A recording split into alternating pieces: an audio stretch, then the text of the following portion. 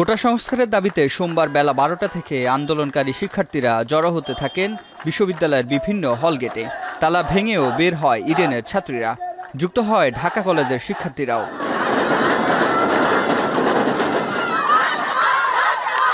Eden ও ঢাকা কলেজের শিক্ষার্থীরা মিছিল নিয়ে নীলক্ষেত হয়ে যুক্ত হয় রাজু ভাস্কর্যে গিয়ে। সেখানে ঢাকা বিশ্ববিদ্যালয়ে আন্দোলনরত শিক্ষার্থীদের সাথে একসাথে চলে বিক্ষোভ মিছিল। কিছুক্ষণ পরই সমাবেশে যুক্ত হয় জগন্নাথ বিশ্ববিদ্যালয়, কবি নজরুল ও সোহরাওয়ার্দী কলেজের শিক্ষার্থীরা।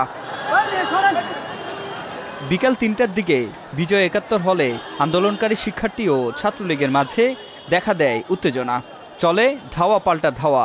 পরে 4:30টার দিকে রাজু ভাস্কর্য এলাকায় অবস্থান নেয় ছাত্রলীগের নেতাকর্মীরা। উত্তেজনা ছড়িয়ে পড়ে ঢাকা মেডিকেল কলেজ এলাকাতেও। পাল্টাপাল্টি ধাওয়ায় থমথমে পরিস্থিতি তৈরি হয় শহীদুল্লাহ হল সহ পুরো ঢাকা বিশ্ববিদ্যালয় ক্যাম্পাসে। এ সময় কোটা সংস্কারের দাবিতে বিভিন্ন স্লোগান দেয় আন্দোলনকারীরা।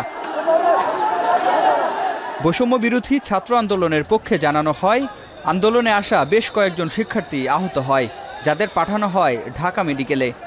আমরা আমাদের রক্তাক্ত ভাই ব্রাদারদেরকে এখানে নিয়ে আসছি, কিন্তু এখানেও আমাদেরকে আসলে হামলা করছে। সিএনজি থেকে নেমে আপনার চিকিৎসা করতে আসবে, তার উপরে হামলা করছে। ভাড়াটা সন্ত্রাসী, তারা এনে ঢাকা বিশ্ববিদ্যালয়ে হামলা করে। তবে ছাত্রলীগের দাবি, আন্দোলনের নিয়ন্ত্রণ নেই সাধারণ শিক্ষার্থীদের হাতে।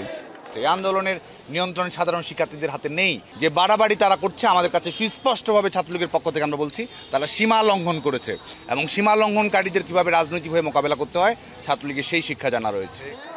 এদিকে কোটা সংস্কারের এক দফা দাবি আদায় না হওয়া পর্যন্ত আন্দোলন চালিয়ে যাওয়ার কথা বলেন বৈষম্য বিরোধী ছাত্র আন্দোলন। সিফাত শাহরিয়ার, এখন, ঢাকা।